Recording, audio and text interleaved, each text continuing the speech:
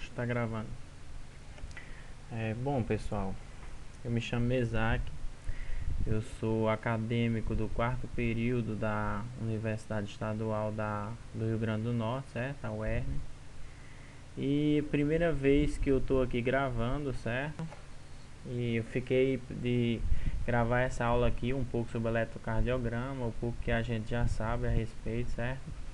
Longe de esgotar esse tema, mas só trazer um pouco sobre eletrocardiograma, mais o básico, para que você possa estar interpretando o mínimo sobre eletrocardiograma aí no seu dia a dia, certo? Então, como é a primeira vez que eu estou gravando, pode ser que haja alguns problemas de filmagem, alguns problemas mesmo ao decorrer da aula, mas espero que isso vá mudando com o tempo, certo? Em outras gravações futuras. Então vamos lá. Falando um pouco sobre ECG. Espera aí. Deixa eu ver se está tudo em ordem. Ok. Bom, gente, ECG. Então o que a gente vai ver agora é um pouco a iniciação ao estudo do eletrocardiograma, que é o ECG. Pronto. O primeiro ECG ele foi feito em 1903 por esse cidadão aí, William Einthoven. William Einthoven ele era um médico holandês, certo? Criado nas Índias Orientais. E ele acabou descobrindo em 1885 a existência das ondas cardíacas. Então ele construiu o primeiro eletrocardiógrafo, certo? Em 1903 ele fez o primeiro eletro dele mesmo, certo? Essa máquina grande, essa geringonça que vocês estão vendo aí, é na verdade o primeiro eletrocardiógrafo, diferente desses aparelhos bem modernos que a gente tem hoje, né? Que é só uma caixinha, totalmente diferente isso aqui parece mais uma catrepilha, né? Mas enfim, era o primeiro eletrocardiógrafo. E tá aqui o William Einthoven, certo? Olha, ele colocou as mãos dentro de balde cheios de água e a perna esquerda dentro de um balde cheio de água. A outra perna, a perna direita, ele colocou no chão como um eletrodo terra. Então ele improvisou esse sistema aqui, certo? Como se fossem eletrodos que a gente vai ver mais ou menos a sua função. Então vamos lá, indo direto ao ponto, né? O que é o ECG?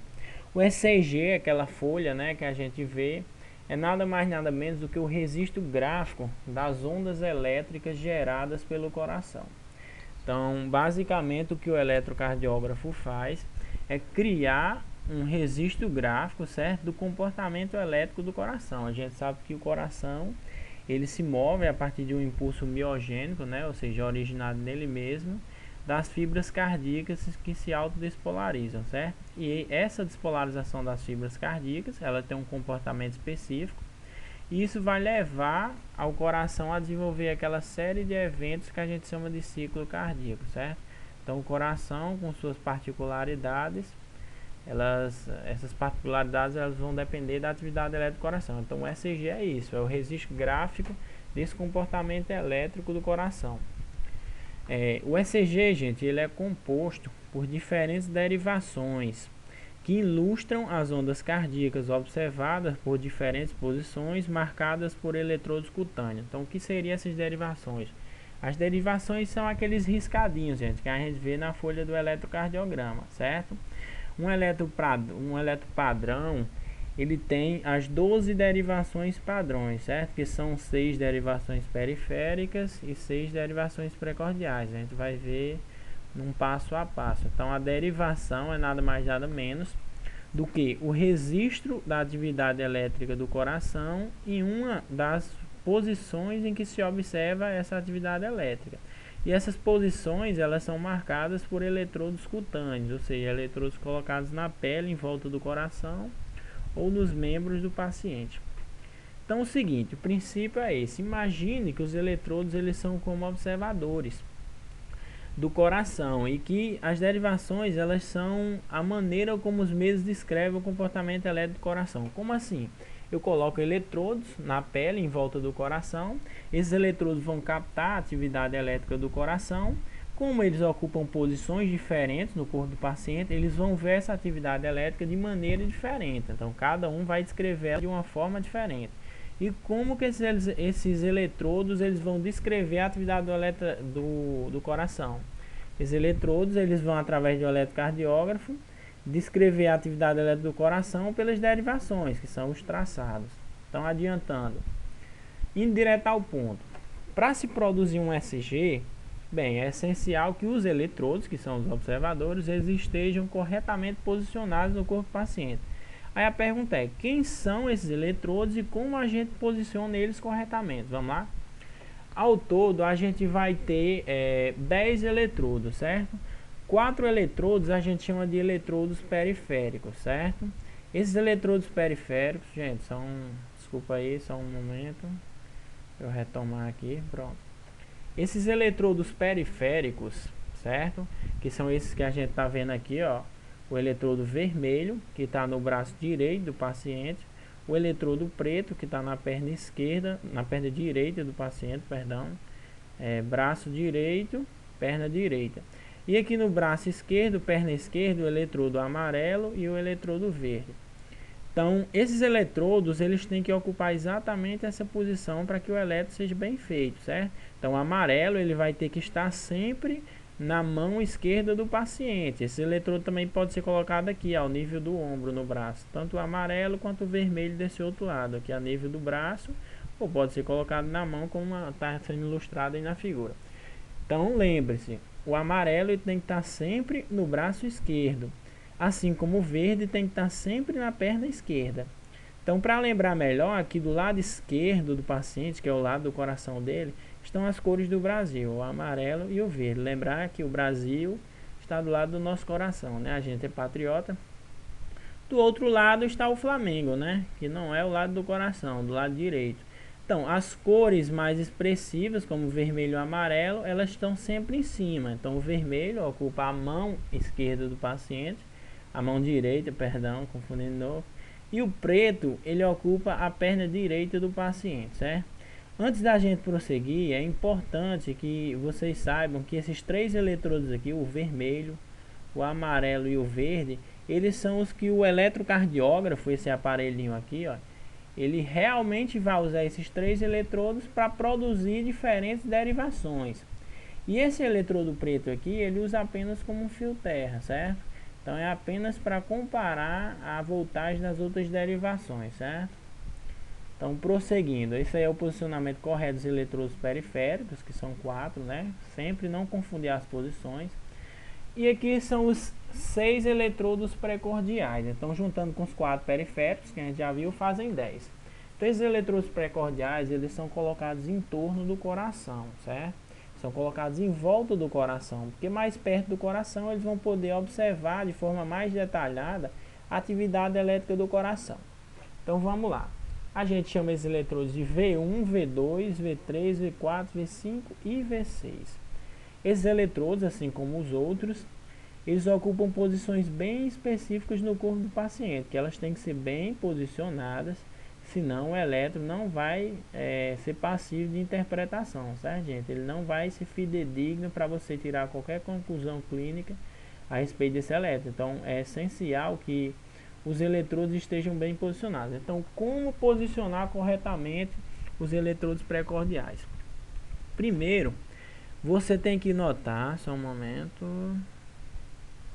Pronto, você tem que notar aqui que o V1, ele é sempre posicionado no 4º espaço intercostal, ó, 1, 2, 3 e 4.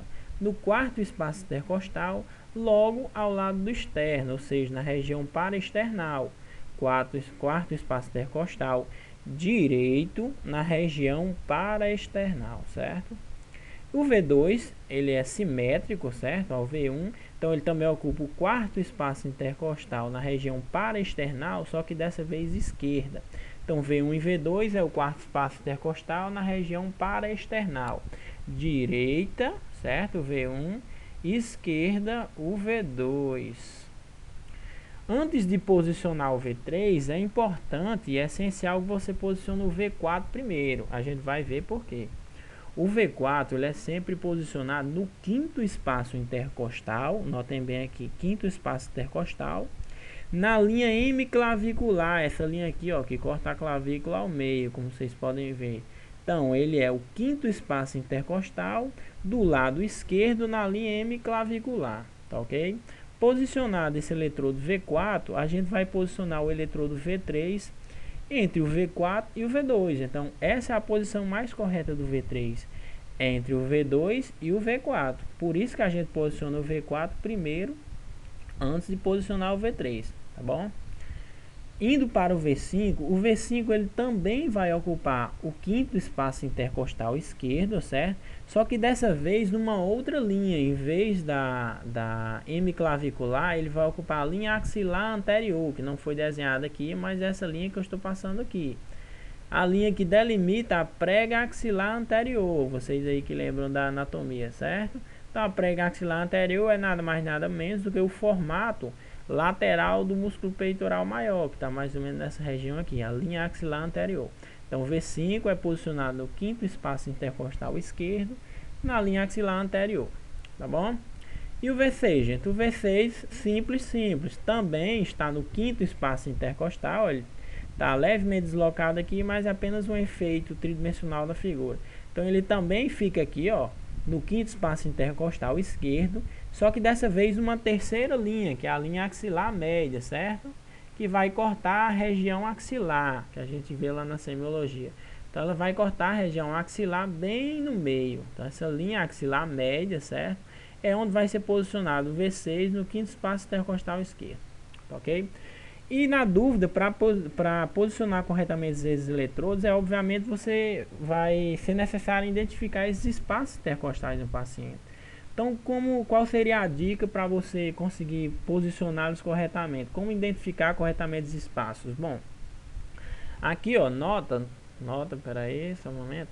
Nota que aqui a gente tem as clavículas, certo? As duas clavículas aqui, eu estou passando o mouse. Logo abaixo a gente tem o manúbrio do externo, certo? E o corpo do externo bem aqui. Entre um e outro a gente vai ter uma sínfise manúbrio external, que é a articulação dessas duas porções do externo, do manúbrio e do externo, ok? Então ela vai formar uma proeminência na caixa torácica do paciente, que pode ser sentida a palpação do tórax, ok? E a inspeção às vezes também se pode ver ela, certo? Então, é nada mais nada menos do que a gente chama isso de ângulo external. Cadê o mouse? Aqui é o ângulo external, também chamado de ângulo de Louis, certo? O ângulo de Louis ou ângulo external. Qual a importância desse ângulo? Identificado esse ângulo, é importante que você saiba que ele coincide, ó, com o nível da segunda costela, tá ok? Ó, a primeira costela aqui e a segunda costela. Então, identificado esse ângulo, basta que você vá para a lateral e para baixo aqui, ó, de um lado e de outro, que você terá caído no segundo espaço intercostal, ok?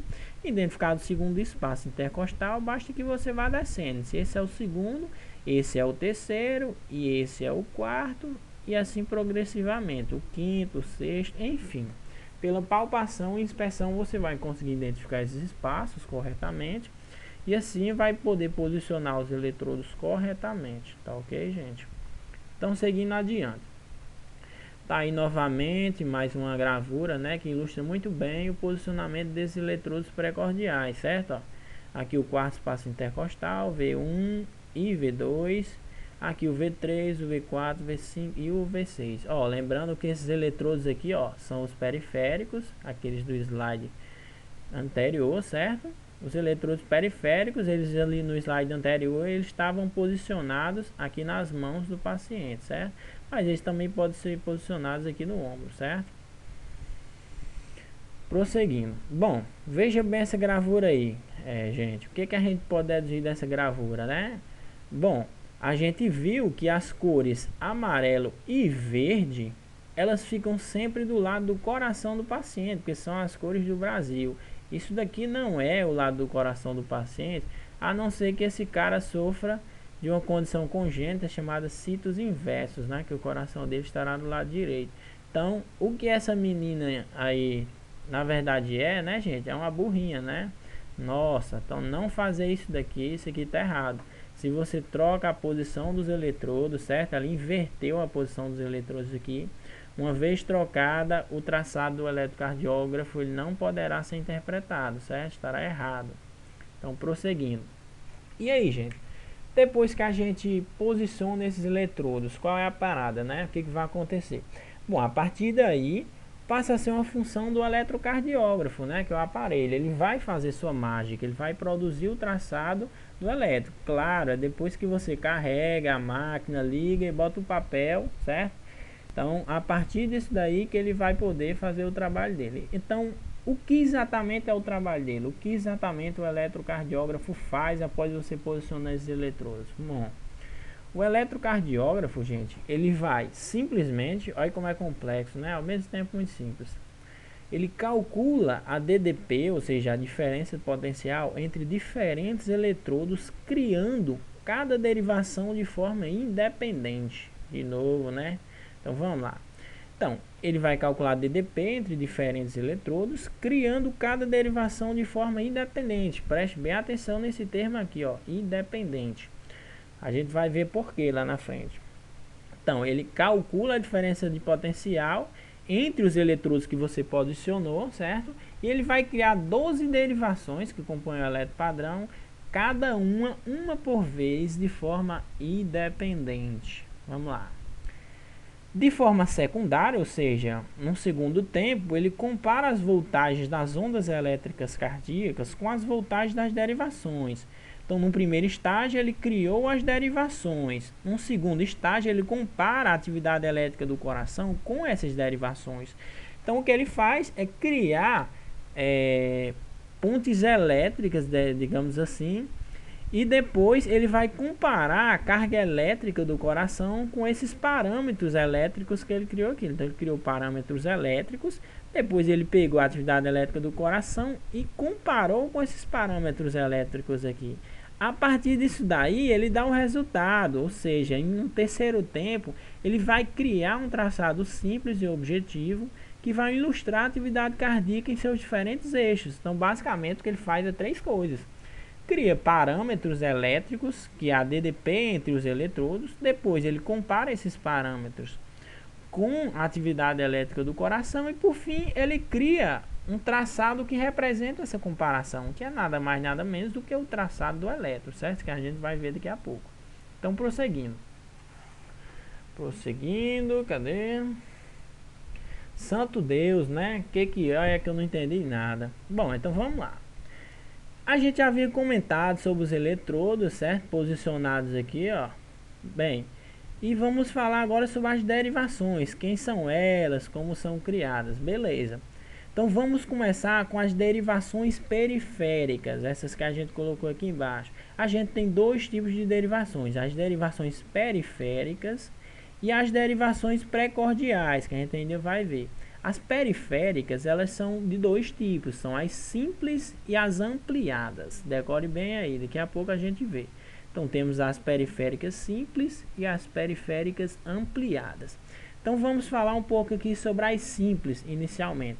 Então veja bem, lembra que a gente tem 4 eletrodos periféricos posicionados, 2 nos braços e 2 nas pernas, certo? Então, existem 4 eletrodos periféricos que a gente posicionou lá no início, 2 nos braços, 2 nas pernas.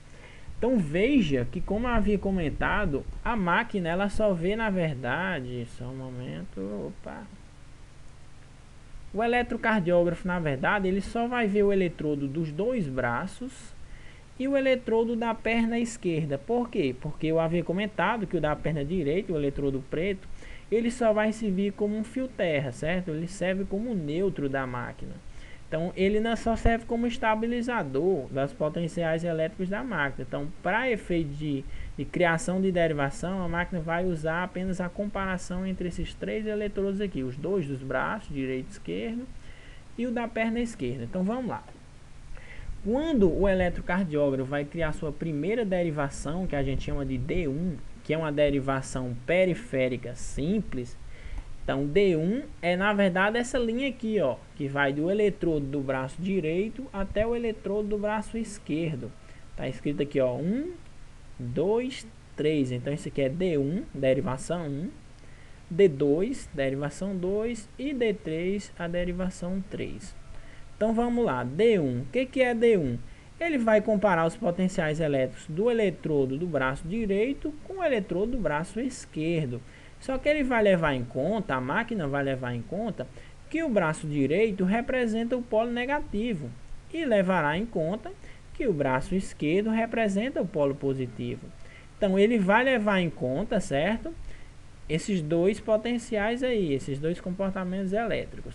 Dessa forma, ele institui que a derivação ela tem o sentido da direita para a esquerda. Então, na verdade, a derivação D1 ela é uma derivação que vai captar como positivo os vetores elétricos que têm o sentido da direita para a esquerda. Então, tudo que é atividade cardíaca aqui, ó, que é detectada indo da direita para a esquerda, a derivação D1 vai entender como sendo uma atividade elétrica positiva. E no traçado eletrocardiográfico, ele vai marcar uma onda positiva. A gente vai ver isso melhor depois.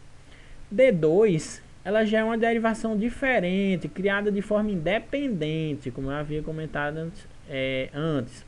Então, no D2, a máquina também vai considerar que a mão direita é negativa e que o pé esquerdo é positivo, certo? Então, o sentido dessa derivação vai da mão direita para o pé esquerdo, ok? Da mão direita para o pé esquerdo.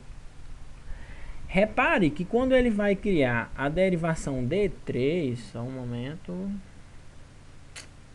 de novo, cadê você? Quando ele vai criar a derivação D3, já há uma diferença aqui, ó. O que antes, para criar D1, era um polo positivo, a mão esquerda, agora ela é considerada um polo negativo. Quando a máquina vai criar D3, ou seja, de forma independente de quando ela criou D1, então ela vai considerar que a mão esquerda é negativa e o pé esquerdo positivo, certo? Então, o sentido de D3 é para cá, ó, para baixo, da mão esquerda para o pé esquerdo. Então, é por isso que é importante vocês saberem que as derivações elas são criadas de forma independente. Por quê? Porque quando a máquina vai criar o D1, ela considera que o sentido positivo de D1 é a mão esquerda e o negativo é a mão direita, ok? Mas quando ela vai criar D3, ela já considera que a mão esquerda é o polo negativo e que o pé direito é na verdade o polo positivo. O pé direito não, o pé esquerdo, perdão. Então, isso faz com que você creia que ela escolhe aleatoriamente, certo? Não tão aleatoriamente, na verdade isso tem um motivo que a gente pode comentar lá na frente, né? Mas para fins de utilidade, é mais útil para a máquina decidir que vai ser assim. O importante é que vocês saibam que ela escolhe de forma independente. Então, cada vez que ela vai criar uma nova derivação, ela escolhe dois pontos diferentes, ok? E decide quem vai ser o positivo e quem vai ser o negativo, independente daquilo do que aquilo já representou numa outra derivação, ou seja, de forma independente. Então aí vocês estão vendo o D1, o D2 e o D3, as três primeiras derivações que a gente chama de derivações periféricas simples. Prosseguindo, gente. Então tá aqui mais uma figura ilustrando, certo? Ó, o D1, o D2 e o D3, ó. Sentido negativo de D1 é o lado direito e o lado esquerdo é o positivo, ó. Ela já altera aqui, ó, quando vai criar D3, que está aqui, ó. Ela considera o braço esquerdo como sendo negativo e o pé esquerdo como sendo positivo. Esse triângulo aqui, que é formado pelos três vetores das três derivações periféricas simples, certo? Esse triângulo aqui ele é chamado de triângulo de Einthoven. Einthoven é aquele carinha lá que criou o elétron, certo? Então, é nesse triângulo, dentro desse triângulo fica projetado o coração do paciente, certo? Então, toda a atividade elétrica desse coração aqui, ela é captada no centro do triângulo e ela é projetada vetorialmente nessas derivações, certo? Então, se há uma atividade elétrica do coração vindo aqui de cima para baixo, da direita para a esquerda, ó, nesse sentido aqui que eu estou mostrando. Então, da direita para a esquerda, de cima para baixo. Então, se vem da direita para a esquerda, vai ter uma componente positiva aqui em D1, que vem da direita para a esquerda. Então, já estão sacando a lógica, né? Ó, a derivação D1 identifica, ó, uma derivação, perdão, identifica uma componente vetorial positiva e no mesmo sentido dela. Então, o que ela faz? Ela marca no elétron algo semelhante a ela, uma derivação positiva. Ok. Então, ó, só mostrando em D2 rapidamente antes de prosseguir. Em D2, veja bem, o D2 tem um sentido negativo para cá e o positivo para cá. Isso quer dizer que a derivação tem esse sentido aqui, ó, de cima para baixo, da direita para a esquerda. Ou seja, ele coincide muito com a atividade elétrica do coração, que se despolariza da direita para a esquerda, de cima para baixo, ok? A gente vai ver esses detalhes mais na frente. Então, basicamente, em D2, as atividades cardíacas, elas têm os vetores elétricos no mesmo sentido de D2. Então, por ter o mesmo sentido de D2, praticamente você só vai ter ondas positivas sendo marcadas em D2, tá ok? Prosseguindo. Então, tá aí, ó, ilustrados 3 vetores, ó, o D1 com sentido da direita para a esquerda, o D2 aqui, perdão, o D2 desse lado, ó, de cima para baixo, da direita para a esquerda também, e o D3 de cima para baixo, da esquerda para a direita, certo? E aqui está o coração do centro, que a gente vai ilustrar a atividade cardíaca dele. Então tá aí, ó, triângulo de Eitoven, ele é projetado no centro do coração. Outro fator muito importante, gente, de a gente já ficar sabendo aqui, é que todos esses vetores que representam as derivações cardíacas, eles têm como a origem dos seus espaços o nó atrioventricular, que é essa região que está aqui, ó. Aqui a gente tem o nó sinusal, certo? As fibras internodais e o nó atrioventricular, que fica no septo, certo? No septo cardíaco, na transição entre os átrios e os ventrículos, ou seja, na transição do músculo cardíaco superior para o músculo cardíaco inferior, certo? A gente pode falar mais. Então, o nó atrioventricular, ele funciona como a origem dos espaços de toda e qualquer derivação, não apenas essas 3 que a gente está vendo aqui. Isso aqui são as 3 derivações periféricas simples. As 3 ampliadas e as outras 6 precordiais, elas também têm como origem dos espaços o nó atrioventricular, apesar de elas terem diferentes direções. Então, prosseguindo. Pronto, a gente já falou das periféricas simples, então vamos falar aqui das derivações periféricas ampliadas, essas que estão aqui. Beleza? Cadê você? Tá aí, danadinho. Bom, as derivações periféricas ampliadas, elas são criadas quando o eletrocardiógrafo utiliza 2 dos outros eletrodos periféricos como negativos e os compara com o terceiro. Então, para criar uma derivação ampliada, o elétron ele vai escolher 2 eletrodos e dizer que eles são negativos, certo? E o terceiro eletrodo periférico ele vai dizer que é positivo e ele vai comparar os 2 outros a ele. Então, em vez dele comparar 2 eletrodos, como por exemplo o direito com o esquerdo, então o esquerdo com o do pé esquerdo, ou seja, em vez de ele comparar apenas 2 eletrodos, ele vai pegar 2 eletrodos, dizer que são o polo negativo, e um terceiro eletrodo dizer que é o positivo. Então, antes de ver de que se trata, vamos ver quem são essas derivações periféricas ampliadas. Então, são essas 3 aqui, ó. Só um momentinho, ó. O AVF, o AVR e o AVL, certo? Veja que elas têm sentidos diferentes do D1, D2 e D3, ó. O D1 era uma reta para cá, assim. O D3 era assim, certo? Opa! E o D2 era uma reta, perdão, era uma reta que vinha nesse sentido aqui, certo? Estou clicando demais nesse mouse. Enfim, AVR, vamos lá. Esse A aqui vem de ampliada, certo? É uma derivação ampliada em R, right, certo? Right de direito, do braço direito. O L, A de ampliada e L em low, da esquerda, certo? E esse Fzinho aqui é o F de foot. Por que isso? Isso daqui vai indicar exatamente a direção desses vetores. Então, o L de low, só um momento. Esse L de low está indicando que esse vetor tem um sentido que vai da origem dos espaços, ó, que é o no átrio ventricular, na direção apontada para a esquerda, certo? Então o sentido dele é aí do centro para a esquerda, certo? O R diz que esse vetor tem um sentido apontado para a direita, certo? Para cima e para a direita. E o AVF diz que está apontado para baixo, simplesmente, para o pé, foot, certo?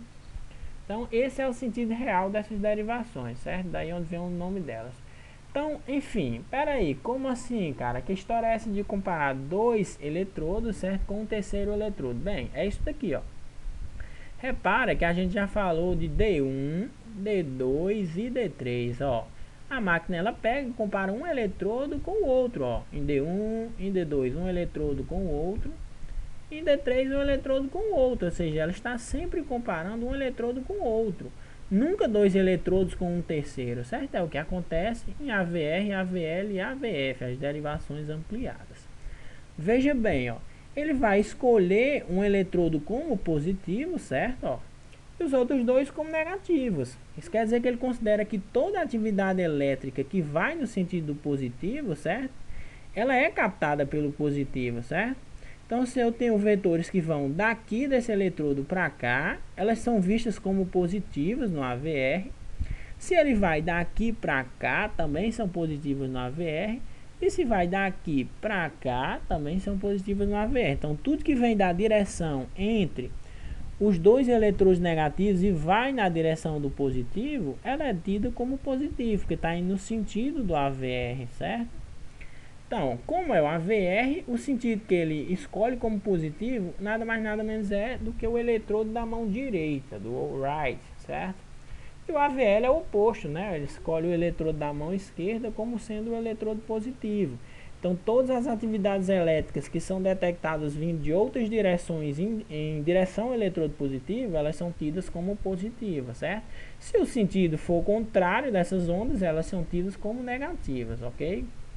E o AVF, ó, ele diz que os dois eletrodos dos braços, eles são negativos e o do pé é positivo, ou seja, tudo que está em direção ao pé é tido como positivo. Se tiver o sentido oposto, ele é tido como negativo. Então, isso é o que a gente chama de derivações ampliadas. Por que ampliada? Porque ele ampliou, na verdade, a área de varredura de captação dessa atividade elétrica. Antes ele via bem, digamos assim, via com uma boa propriedade todos os vetores que iam de um lado para outro, certo? Ou seja, de um vetor até o outro. Agora aqui, ó, ele dá uma varredura maior, certo? Ele capta várias direções, certo? Onde vários vetores podem estar indo em direção ao polo positivo. Então, por isso que é uma derivação ampliada. Dita ampliada, né? Prosseguindo. Então, tá aqui essa figura bem ilustrativa, certo? Tá mostrando a soma das 6 derivações periféricas. Elas também são chamadas de frontais, certo? Porque todas elas estão contidas num plano frontal. Aí, para você lembrar o que é um plano frontal, aí você vai voltar para a primeira aula de anatomia e lembrar que um plano frontal é a mesma coisa de um plano coronal, ou seja, aquele plano que vai cortar a estrutura coronal do crânio do paciente. Então, todas essas derivações, elas são retas que fazem parte do plano coronal, ou um plano frontal. Ou seja, são vetores que estão no plano frontal e não no outro plano. Então tem aqui o AVR, o AVL, o AVF, aí tem aqui o D3, o D2 e o D1, as 6 derivações periféricas. As 3 simples e as 3 ampliadas, ok? Prosseguindo.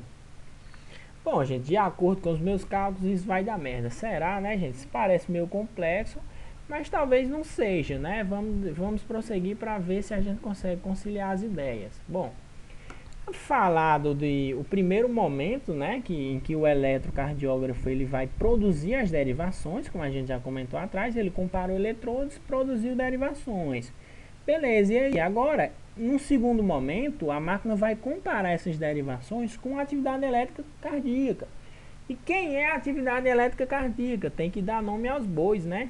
Para saber quem é essa atividade elétrica cardíaca e de que forma ela vai ser comparada às derivações criadas pelo eletrocardiógrafo. Bom, vamos lá. É importante que vocês notem aqui, certo? O que está ilustrado é nada mais nada menos do que o sistema de condução elétrica do coração, certo? São miócitos especiais, né? Cardiomiócitos especiais, que eles vão ter a propriedade de despolarizar com mais velocidade, certo? Então eles vão poder conduzir até regiões remotas do coração o impulso, certo?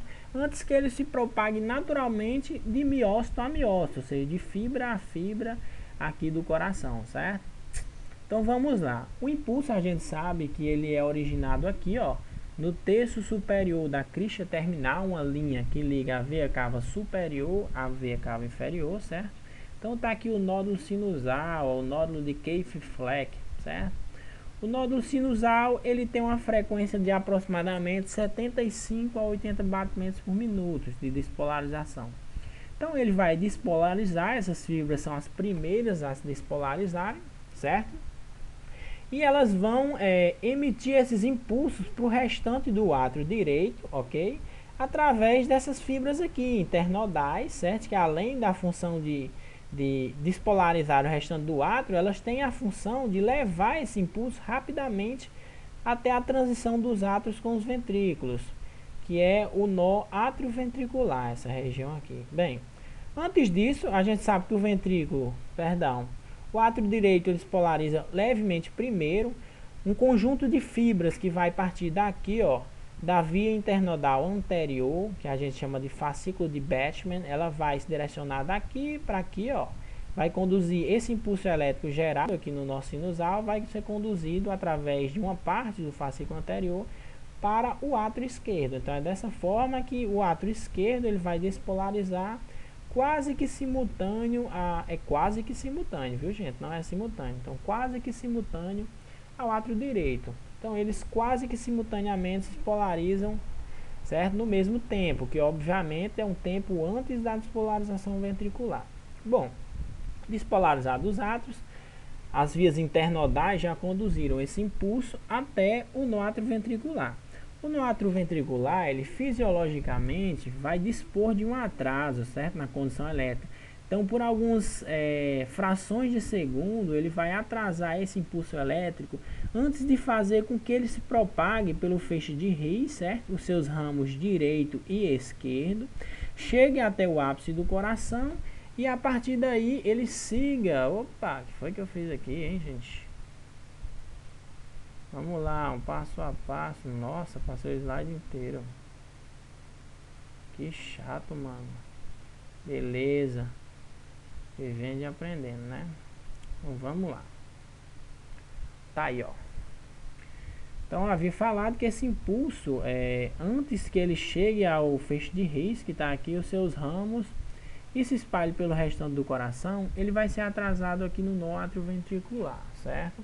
Qual a importância desse atraso fisiológico? Bom, é graças a esse atraso fisiológico aqui, do impulso, que esse ventrículo ele vai ter tempo de se encher. Isso acontece mais ou menos na diástole ventricular. Então, se esse impulso passasse rapidamente para cá, assim que fosse gerado no nó sinusal, ele rapidamente iria contrair a massa ventricular, não dando tempo para ela se encher, certo? Então, não entraria sangue no ventrículo, não teria sangue bastante para gerar um débito cardíaco adequado, certo? Então, é necessário que haja um atraso fisiológico desse impulso pelo nó atrioventricular, para que esse atraso proporcione a entrada de sangue no ventrículo, que é para quando o ventrículo despolarizar, ele poder ejetar uma quantidade satisfatória, né, de sangue para o organismo. Então, prosseguindo. A primeira atividade elétrica notável em termos cronológicos, então preste bem atenção nessa palavra. A atividade cardíaca, ela tem, digamos assim, subdivisões no tempo cronológico. A primeira atividade é a despolarização do nó sinusal, bem aqui. Logo após a despolarização do nó sinusal, a massa atrial direita ela vai se despolarizar. Logo em seguida, a massa atrial esquerda quase que simultaneamente se despolariza, certo? Ou seja, vai existir um vetor elétrico de despolarização do sentido de cima para baixo, certo? De cima para baixo. E um pouco da direita para a esquerda, né? Porque ele vai partir do átrio direito para o átrio esquerdo. Então vai haver um vetor elétrico de despolarização daqui para cá e outro daqui para cá, certo? Como eles são quase que simultâneos, a gente vai fazer uma soma vetorial dos dois e dizer que para o eletrocardiógrafo eles representam uma atividade cardíaca única, digamos assim. Então ela vai ser marcada no eletrocardiógrafo como um comportamento elétrico único, porque ele é quase que simultâneo no átrio direito e no átrio esquerdo. Quem é esse vetor? Tá aí, ó. Esse vetor aqui é a soma vetorial daquele vetor que eu disse, aqui vai de cima para baixo, e o que vai da direita para a esquerda, que representa a totalidade da despolarização atrial, certo? Então é o primeiro vetor cardíaco em termos cronológicos. Então o impulso ele vai se propagar aqui, certo? E ele vai chegar até o nó atrioventricular, que está aqui, ó. Pronto. O nó atrioventricular vai dar aquele atrasozinho, certo? Um atraso fisiológico. Após isso ele vai emitir a onda pelo feixe de His. Bom, ele vai emitir a onda pelo feixe de His, ou seja, essa polarização vai atingir o ventrículo. A próximo comportamento elétrico do coração é esse vetor aqui, ó. Pá. Nossa, que vetor é esse, né, gente? Só um momentinho. Exato, muito bem. Então, o próximo comportamento cardíaco é esse vetor aqui, ó, que acabou de aparecer. Esse vetor aqui, gente, quem é esse vetor aqui? Bom, o normal era o vetor ser dado despolarização em direção à ponta do ventrículo, mas por que não é? Esse vetor aqui representa a despolarização da parede anterior do coração. Quem é a parede anterior do coração, minha gente? A gente sabe da anatomia, né? Que a parede anterior do coração é nada mais nada menos do que a parede anterior do ventrículo direito, esse ventrículo aqui, ó. Que ele vai ficar anatomicamente na frente do coração, certo? Ele é a parte da frente do coração. Então, ele vai despolarizar um pouquinho antes do ventrículo esquerdo. A parede anterior do coração, ela despolariza um pouquinho antes da parede posterior, que é essa daqui, ó, o ventrículo esquerdo. Bem, qualquer dúvida é só ir checar lá na anatomia, certo? E por que que a gente vê um único vetor, certo? Que é o da despolarização da parede anterior e não vê o da despolarização da parede posterior? Porque este acontece primeiro. Lembrando que esse vetor aqui ele não tem esse sentido exato que vocês estão vendo aqui. Houve um déficit, né, aí de tridimensionalidade, mas esse vetor aí, na verdade, ele está indo do nó atrioventricular em direção à tela, ou seja, em direção a vocês aí. Imagina esse vetor tridimensional indo em direção à tela, praticamente, porque não teve como ilustrar ele assim, então ele acabou ficando com essa posição. Então ele é um vetor que ele realmente é levemente desviado da esquerda para a direita, certo? É levemente desviado de baixo para, levemente desviado de cima para baixo, mas ele, em termos de tridimensionalidade, ele ficou com uma das componentes deficitárias, né? Porque ele é direcionado aí do nó atrioventricular para frente da tela, ou seja, em direção a vocês, apontando para vocês. Ou seja, ele está indo nada mais nada menos em direção à caixa torácica anterior, porque a parede anterior ela vai se despolarizar nesse sentido, né? A próxima atividade elétrica cardíaca, ela é esse vetor aqui, ó, que na verdade é nada mais nada menos do que a passagem do impulso cardíaco, certo? Pelo feixe de His, pelo feixe esquerdo, certo? Até chegar ao ápice do coração. Daí ele vai se espalhar aqui, ó, pelas fibras de Purkinje e vai retornar, ó, pela parede externa do coração, ok?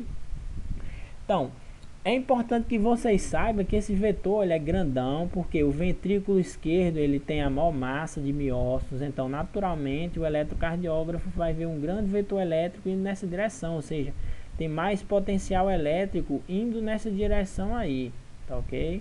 Mais potencial elétrico indo na despolarização dos outros miócitos. Então o que que a gente vai perceber? A gente vai ver que ele basicamente é a atividade elétrica cardíaca mais expressiva, essa daqui, a do ventrículo esquerdo, certo? O quarto vetor cardíaco que a gente vê é esse daqui, ó. Perdão, esse aqui, ó.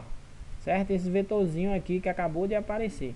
Esse vetorzinho aqui, ele é a soma de todo um conjunto de vetores que se originam daqui, ó. Do momento em que a atividade elétrica cardíaca chegou na ponta do coração e ela vai se espalhando aqui pelas fibras de Purkinje, certo? Principalmente do lado esquerdo. Então ela vai voltando para cima, digamos assim, a atividade elétrica. No que ela vai voltando para cima, esses vetores eles vão ter esse sentido assim, ó, daqui para cá, daqui para cá, ok? Pela parede externa do coração. Então a soma de todos esses vetores vai dar esse vetor aqui, ó. E por que ele está aqui e não ali embaixo, no ventrículo esquerdo? Ah, muito simples, porque eu procurei botar eles todos aqui na origem dos espaços, né? Já que a gente está trabalhando com vetores, é importante que, é importante que a gente coloque eles todos na origem dos espaços. Muito bem, né? Então, prosseguindo. Por que, na verdade, que esses vetores são assim? Por que que aquele segundo vetor, certo? Esse vetor aqui, o da parede anterior, ele veio cronologicamente primeiro que esses dois vetores aqui. Bom, a pergunta é, por que que ele veio primeiro que esse vetor grande aqui, que é a despolarização do ventrículo esquerdo? Bom, porque assim como o átrio direito não despolariza exatamente igual com o átrio esquerdo, a parede anterior do ventrículo direito não despolariza simultaneamente com a parede esquerda do ventrículo esquerdo, no caso, a massa do ventrículo esquerdo. É quase que simultâneo, mas não é simultâneo. Existe uma diferença de frações de segundo. Porque assim, bom, porque assim é o que a gente vai ver agora. Bom, de volta à anatomia, né? Tudo tem uma razão na anatomia. A gente tá vendo o coração aqui, ó. Como vocês podem ver, isso que a gente chama de cono arterial, né? Ó, tronco pulmonar aqui, o cono arterial e a parede do ventrículo direito, do VD, certo? É o que está mais anterior no coração.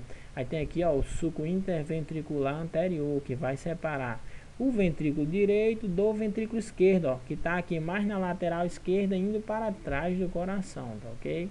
Então a parede direita do coração, a parede anterior, ela de fato é o ventrículo direito, tá ok? E por que que esse ventrículo direito ele despolariza primeiro? Bom, isso está mais intrínseco na anatomia, está na anatomia das fibras, certo? Dos cabos elétricos do coração. Vamos lá, ó. Tá aqui o nó ventricular, certo? E ele gera o feixe de His, o ramo esquerdo e o ramo direito. O ramo direito, gente, ele anatomicamente entra no ventrículo direito muito antes do que o ramo esquerdo entra no ventrículo esquerdo, certo? O ramo esquerdo ele precisa descer todo o septo de Sabatier, que é o septo interatrial interventricular. Então ele tem que descer todo o septo aqui, ó, entre os dois ventrículos e até a ponta do coração para, na verdade, entrar dentro da massa ventricular propriamente dita, certo? Então ele precisa de todo um percurso para gerar aquele vetorzão gigante que representa a despolarização do ventrículo esquerdo. Enquanto o ramo direito, ó, ele acaba entrando aqui no ventrículo precocemente e ele rapidamente se espalha aqui por uma massa carnosa que a gente chama de banda moderadora, que ele contém a maior parte do feixe direito, tá ok? Essa banda moderadora, ela está diretamente ligada ao músculo papilar anterior, ó, que se prende a uma das cúspides da válvula tricúspide. Ok? Da válvula tricúspide, né? Ele prende a uma das válvulas da válvula tricúspide. Então, beleza. A importância disso é que o eixo direito, né? Ele é cronologicamente mais precoce porque o ramo direito do feixe de His, anatomicamente, entra no ventrículo direito primeiro, despolarizando levemente primeiro a massa do ventrículo direito antes da massa do ventrículo esquerdo. Muito bem, prosseguindo. Tá aí, ó, mais uma ilustração. Aqui é o outro lado, né, ó. O ramo esquerdo de Purkinje entrando no ventrículo esquerdo, ó. Então as fibras vão até a ponta antes dela se espalhar de fato aqui, ó, pelo músculo cardíaco do ventrículo esquerdo. Pronto, prosseguindo. Bom, gente, atenção, porque aqui vai a parte mais importante da interpretação do eletrocardiograma, certo? O que é essencial? Bom, visto as derivações e visto os vetores cardíacos que representam a atividade elétrica cardíaca, agora é só usar a soma vetorial, né, as operações vetoriais. Agora é só projetar os vetores cardíacos nas derivações, tá ok? Então a gente vai pegar aqueles vetores cardíacos que a gente viu e projetar eles vetorialmente nas derivações. Então, vale aquela regra, né? Se o vetor cardíaco e a derivação apontarem para o mesmo lado, o ECG fará uma onda positiva, naturalmente. Se apontarem para direções opostas, o ECG fará uma onda negativa. Como que é isso, né? Como que é isso? Vamos lá? Tá aí, ó. Coloquei as 6 derivações frontais, ó. Tá aqui o D1 ilustrado, o AVF, né? Com a derivação frontal do tipo ampliada, né? Aqui o AVL, o AVR, o D2 e o D3, tá aqui. Então tá as 6 derivações periféricas, as simples e as ampliadas. E o que eu vou fazer agora, ó, tô projetando aqueles vetores cardíacos exatamente na origem dos espaços que vai unir todas essas derivações que eu já havia comentado, que a origem dos espaços é nada mais nada menos do que o nó ventricular. Então, ó, coloquei aí os 4 vetores cardíacos, né? em cima das derivações, e o que eu vou fazer naturalmente é projetar esses vetores nesses eixos aí que representam as derivações. Então, veja, por exemplo, se eu pegar D1, melhor, né? Vamos pegar D2. Olha, o D2 ele parte de cima para baixo, da direita para a esquerda, né? Então, repara que ele coincide mais ou menos com o eixo anatômico do coração, certo? Então, ó, o primeiro vetor da atividade elétrica cardíaca, que é a despolarização atrial, ó, estará no mesmo sentido dele, ó, de cima para baixo, da direita para a esquerda, no mesmo sentido da derivação D2. Naturalmente, no traçado do eletrocardiógrafo, isso vai ser entendido como onda positiva, certo? A segunda onda do eletrocardiógrafo, sim, a gente já pode ir ilustrando. Tá aqui, ó.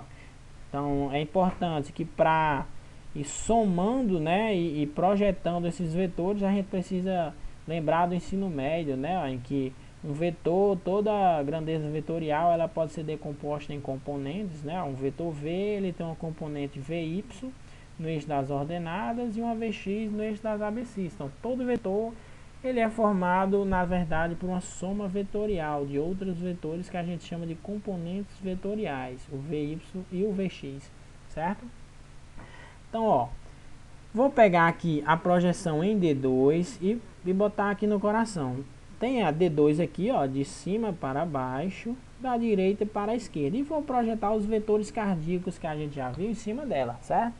Então, repare que, como eu comentei, a despolarização atrial está no sentido de D2, exatamente o sentido vai ser entendido em D2 como onda positiva. A segunda onda, cronologicamente, que é essa daqui, a despolarização da parede anterior, ela está um pouquinho contra D2, ó. Ela está de baixo para cima em relação a D2, está subindo enquanto D2 está descendo, certo? Então, ela vai ser vista levemente, ó, como negativa. Se aqui é a origem dos espaços, certo? De D2, o que vai acontecer é que essa onda aqui, ela vai ser entendida levemente como negativa, certo? Levemente como negativa. Apesar daquela posição tridimensional que eu havia comentado, que esse vetor ocupa, certo? O terceiro evento cardíaco mais notável, a despolarização do ventrículo esquerdo, tá aqui, né? Ele praticamente tem um sentido de D2, então ele vai ser visto na derivação D2 como uma grande onda. Opa! Difícil, viu, gravar essa aula. Então, o maior vetor cardíaco, certo? A despolarização ventricular, ele vai ser visto em D2 como uma grande onda positiva. E por fim, o último vetor cardíaco, certo? Que é aquele que ele representa o conjunto de vetores que se afastam para cima pelas paredes do coração. O quarto vetor aqui, ele também se afasta de D2, isso está no sentido levemente contrário a V2, levemente não, gritantemente contrário a V2, então ele vai ser visto na derivação V2 como um vetor negativo, tá ok? Então, partindo para ver como de fato isso vai se manifestar no elétron, tá aí, ó, isso aí é como fica na verdade isso tudo que a gente comentou. Esse traçado de eletrocardiógrafo que a gente está vendo aqui, certo? É o traçado mais comum que existe, é o traçado de D2. Esse traçado aqui ele é muito famoso, né? Porque a gente usa ele em camisetas, usa ele em para-choques, né? Usa ele em todo tipo de propaganda. É o traçado mais bonitinho do elétron, né? O mais famoso. E a gente usa ele para marketing. Então ele está em todo canto aí, nas figuras da apostila de vocês, nas capas dos livros, né? Retornando aqui. Então ele, na verdade, o traçado D2. Isso aqui é a atividade elétrica vista da derivação D2. É a maneira como o D2 vê o coração trabalhar. Então vamos lá. Todo o traçado elétrico, ele é formado por essas ondas aqui. A onda P, que representa, presta bem atenção, a onda P representa a despolarização atrial, certo? A despolarização atrial. O complexo QRS, certo? Ó, o complexo formado por essas três ondas, a onda QRS, ele em conjunto representa a despolarização ventricular, certo? O complexo QRS representa a despolarização ventricular, certo? E a onda T, ela vai representar a repolarização ventricular, ok? Depois que acontece a despolarização, vai acontecer a repolarização. Opa, pera aí, né? Aqui teve a despolarização atrial na onda P Então, se teve despolarização atrial, tem que ter a repolarização atrial. Cadê a onda, né? Cadê a onda da repolarização atrial? Bom, essa onda ela coincide cronologicamente com o QRS. Então, ele é um vetor cardíaco que vai aparecer junto com os vetores do QRS. Então, ele vai ser somado pelo eletrocardiógrafo vetorialmente. Então, na prática, simplificando o que eu estou dizendo, é que a onda de repolarização atrial ela não aparece no traçado eletrocardiógrafo, porque na verdade está escondida atrás do QRS, né? Ela está mascarada pelas ondas do QRS que são mais gigantes, certo? A atividade elétrica do ventrículo é muito mais notável, né? Acaba mascarando aí a repolarização atrial, fica escondido aqui atrás do QRS. Então, recapitulando. Onda P é a despolarização atrial, o complexo QRS é a despolarização ventricular e a onda T é a repolarização ventricular. Bom, é importante ver algumas outras coisas. Ó, da onda P até a onda Q, que é uma parte do complexo QRS, existe esse segmentozinho aqui, ó, muito importante, que a gente chama de segmento PQ, que vai da onda P até a onda Q. Segmento PQ. O que é esse segmento PQ? Ó, houve a despolarização atrial, houve um silêncio elétrico, logo depois a despolarização ventricular. Bom, pimba, muito fácil, né? Despolarização atrial, depois silêncio elétrico, despolarização ventricular. Isso é nada mais nada menos do que aquele silêncio elétrico, do atraso elétrico dado pelo nó atrioventricular, certo? Então aqui, ó, o átrio se despolarizou, o impulso foi até o nó atrioventricular e foi atrasado até que passou por ventrículo, despolarizou o ventrículo, tá ok? Então, existe um novo silêncio elétrico aqui, certo? Que a gente chama de tempo refratário. É o período que aquele ventrículo vai levar desde se contraiu até ele começar a se repolarizar de novo, tá ok? Então, ele é chamado de segmento ST. É importante saber isso porque ele vai sofrer alterações em algumas patologias muito importantes, como isquemia, infartos, sobrecargas e outros, certo? Então é importante saber nomear cada uma dessas ondas e segmentos do elétron. Muito bem. Então isso daí, como eu comentei, é o traçado de D2, né, o traçado mais famoso, e ele representa nada mais nada menos do que o comportamento das ondas cardíacas vistas por D2. Vamos recapitular, ó, voltando aqui, ó. O primeiro evento cardíaco, cadê o mouse? O primeiro evento cardíaco é essa onda aqui, a onda de despolarização atrial. Ela está no sentido de D2, então vai ser vista por D2 como a onda P, ó, uma onda elevada para cima, ou seja, ela faz uma deflexão positiva. Porque a despolarização atrial está no mesmo sentido da derivação D2, então D2 vê aquela massa elétrica se aproximando dela, então ela marca como positivo, onda positiva. Vai ter o atraso no ato ventricular e vai haver naturalmente um silêncio elétrico. Voltando, ó. O segundo evento cronológico da eletricidade do coração é esse vetor aqui, ó, a despolarização da parede anterior do coração, tá ok? Então a despolarização da parede anterior do coração, ela se afasta levemente de D2, então ela vai ser marcada com uma pequenina onda negativa, que é essa ondinha aqui, ó, que vem logo após o segmento o segmento PQ, ó, que a gente chama de onda Q, certo? Após a onda Q, ó, o próximo evento elétrico é a grande massa ventricular esquerda se despolarizando. Então, muita carga elétrica, certo? Ó, vai gerar uma baita onda positiva em D2 por estar no mesmo sentido de D2. E essa onda aí em D2, ó, é a grande onda R, tá aqui, certo? Depois que a onda R termina, certo?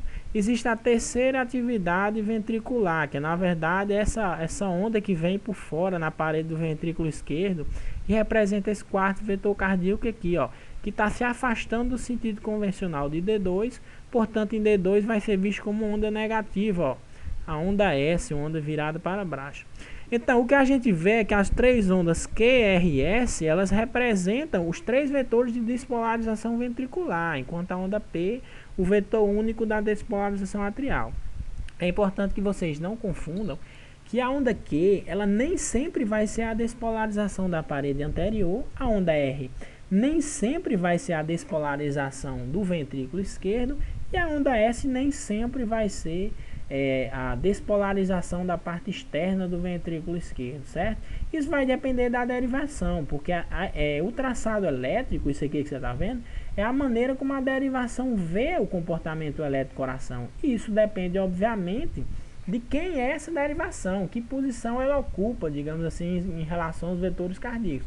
Então, eu posso dizer que QRS, ele representa a despolarização da parede anterior, a do ventrículo esquerdo e a da parte externa do ventrículo esquerdo só em D2. Talvez em outras derivações, mas vai ter que ser vista de um passo a passo. Então, aqui nesta derivação D2, essas ondas significam exatamente isso. Mas, em outras derivações, elas podem significar outros eventos cardíacos que a gente vai ver particularmente em cada situação. O que eu posso afirmar de certeza é que o complexo QRS, ele certamente é a despolarização do ventrículo. Agora, suas particularidades, o que significa cada onda, vai depender da derivação, certo? Prosseguindo, a gente tem um segmento ST, que é o segundo silêncio elétrico.